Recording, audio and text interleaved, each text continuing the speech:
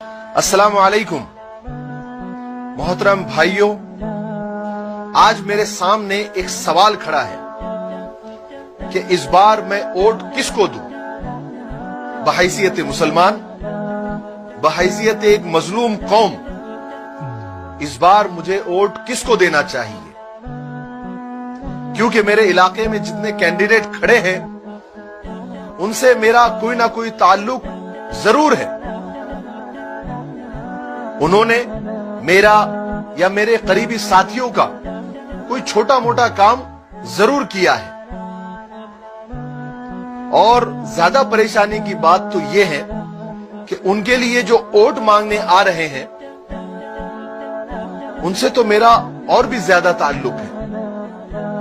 तो फिर मैं क्या करूं और मुझे क्या करना चाहिए?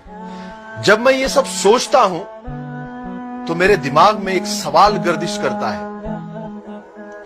जो एनआरसी के नाम पर मुसलमानों में खौफ और हिरास पैदा कर रहे हैं, उन्हें डरा रहे हैं, धमका रहे हैं और मुल्क बदर करने की बात कर रहे हैं, और ये सारी पार्टियां खामोश तमाशाई बनी हुई है, क्या मेरा वोट इनको जाना चाहिए? रोजाना मुसलमानों को और दलितों को टारगेट करके बीच चौराहे पर, बीच रास्ते में जुबा कर दिया जा रहा है, तड़पा तड़पा कर मार दिया जा रहा है, और ये पार्टियां खामोश तमाशाई बनी हुई है। क्या मेरा वोट इनको जाना चाहिए? कश्मीर में 2 महीने से जुल्म सितम के पहाड़ तोड़े जा रहे हैं और ये पार्टियां खामोश तमाशाई बनी हुई है। क्या मेरा वोट इनको जाना चाहिए? नहीं, हरगिज नहीं, बिल्कुल नहीं।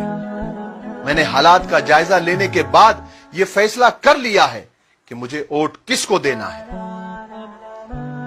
अब मुझे सिर्फ मेरे बारे में नहीं, पूरी कौम के बारे में सोचना है। अब सारे जज्बात और सारे ताल्लुकात एक साइड में।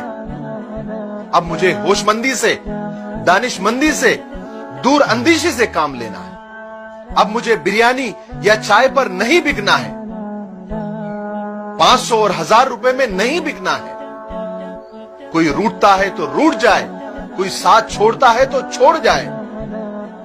क्योंकि किसी ने एक बड़ी प्यारी बात कही है कि कोई अगर तुम्हारा भरोसा तोड़ दे तो एक बार माफ करके बड़े बन जाओ, लेकिन दोबारा भरोसा करके बेवकूफ मत बनो।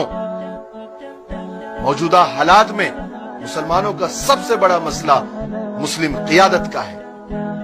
हमें ऐसा कायद, ऐसा नेता और ऐसा लीडर चुनना है जो असेंबली में, पार्लियामेंट में, ऐवान में जाकर हमारी आवाज बुलंद कर सके, हमारे मसाइल पर चीख सके, फिरका परस्तों की आंखों में आंखें डालकर बात कर सके।